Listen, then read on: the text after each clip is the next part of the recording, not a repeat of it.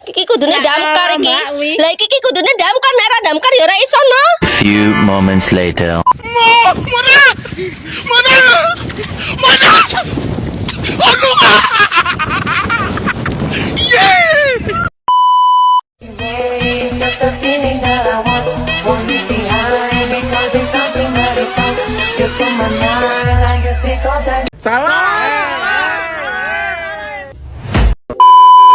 Slick back. No, slick back. That's what I said. Slick back. No, nigga, I'm a pimp named Slick Back. Pimp named Slick Back.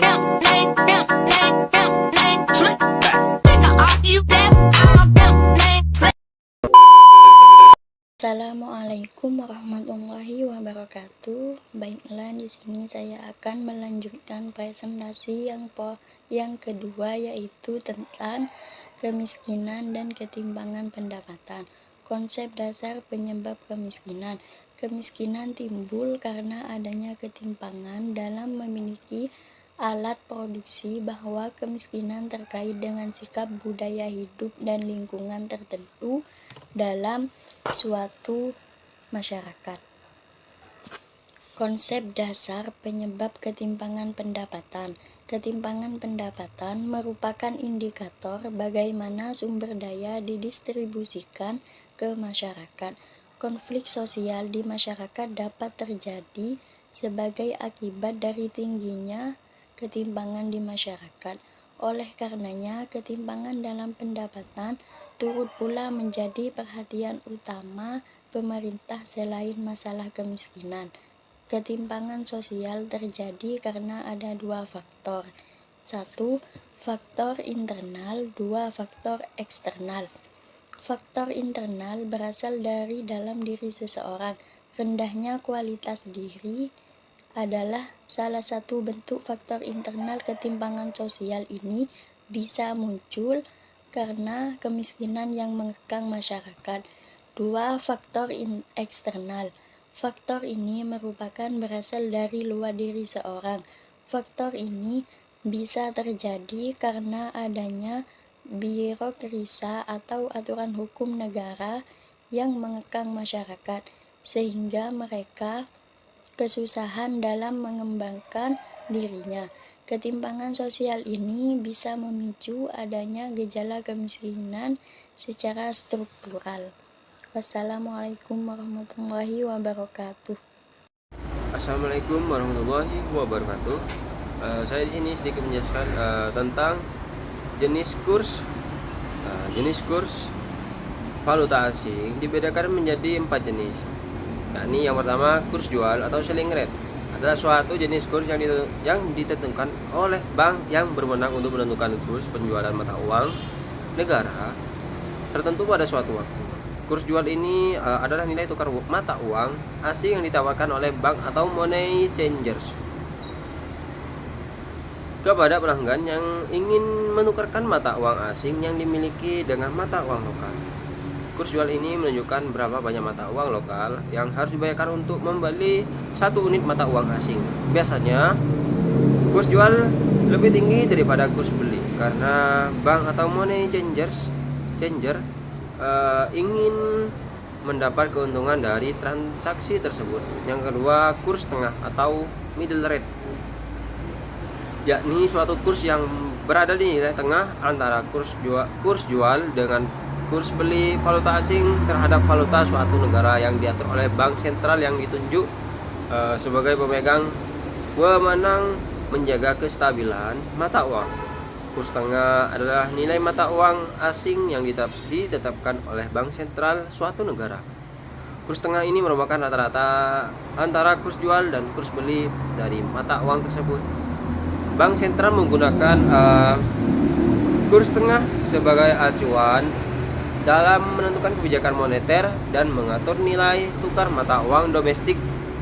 Kurs tengah sering digunakan sebagai referensi dalam transaksi internasional dan penetapan nilai tukar mata uang secara umum. Dan yang ketiga, kurs beli atau buying rate. Kurs ini merupakan suatu kurs yang telah ditentukan oleh bank sentral dalam rangka membeli suatu mata uang tertentu pada saat tertentu. Kurs Kurs beli adalah nilai tukar mata uang asing yang ditawarkan oleh bank atau money changer kepada pelanggan yang ingin menukarkan mata uang lokal mereka dengan mata uang asing. Kurs beli menunjukkan berapa banyak mata uang asing yang akan diberikan oleh bank atau money changers untuk setiap unit mata uang lokal yang ditukarkan oleh pelanggan. Kurs beli biasanya lebih rendah daripada kurs jual karena bank atau money changer ingin mendapatkan keuntungan dari transaksi tersebut. Yang keempat, kurs rata-rata atau flat rate adalah suatu nilai tukar uang yang dilakukan untuk aktivitas penjualan uang dan alat pembayaran.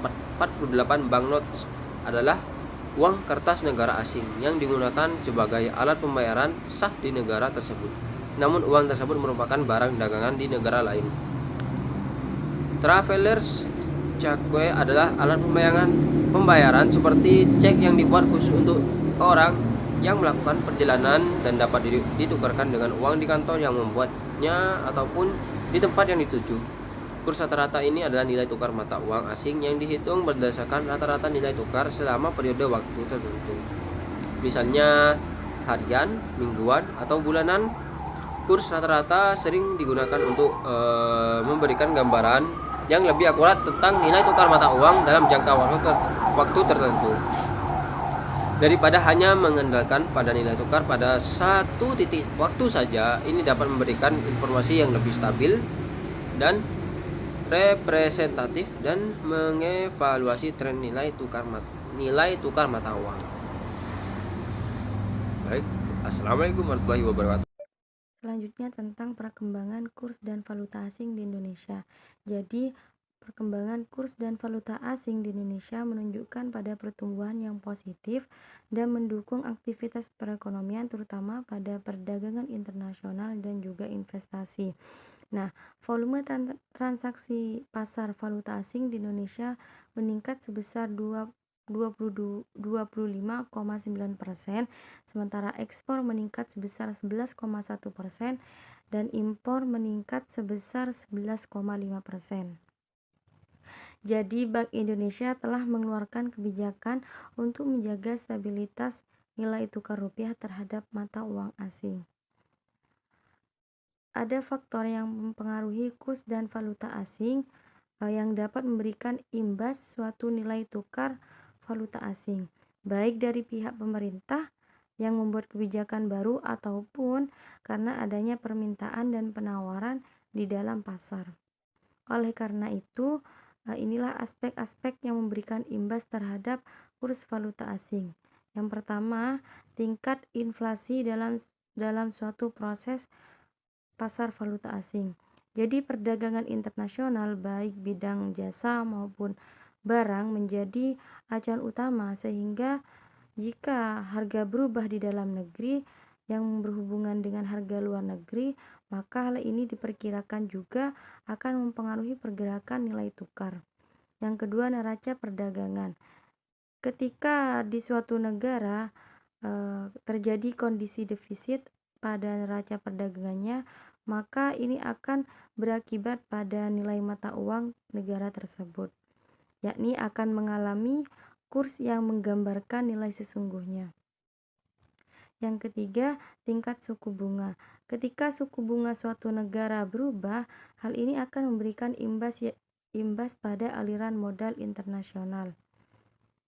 Jika suku bunga negara tersebut naik, maka akan menarik investor memasukkan modal ke dalam negeri, sehingga permintaan mata uang akan mengalami kenaikan dan kurs mengalami apresiasi.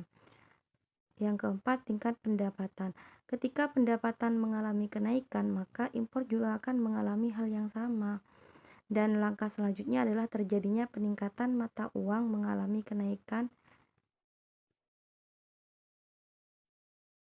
Dan langkah selanjutnya adalah terjadinya peningkatan mata uang guna menggambarkan transaksi impor. Yang kelima, pengawasan pemerintah. Jadi pemerintah memiliki kewenangan yang istimewa dalam menentukan kebijakan yang tepat demi menjaga kestabilitas kurs dan valuta mereka. Yang keenam, ekspektasi. Jadi, ekspektasi merupakan bayangan seseorang ke dalam masa depan yang terdapat dalam suatu masyarakat dan diyakini oleh mereka bahwa akan memberikan dampak pada permintaan dan penawaran mata uang dan berakhir pada terjadinya perubahan pada kurs valuta asing. Jadi, bayangan seseorang ini bisa hadir dari berbagai faktor yang mempengaruhi, misalnya sebuah berita yang me- yang menayangkan tentang mata uang suatu negara. Nah, berita tersebut dapat berpengaruh terhadap pandangan seseorang. Jika berita tersebut negatif, artinya bukan berita baik, maka akan berubah pandangan seseorang yang semula positif akan menyerah ke negatif dikarenakan berita tersebut. Jadi kurang lebihnya mohon maaf. Wassalamualaikum warahmatullahi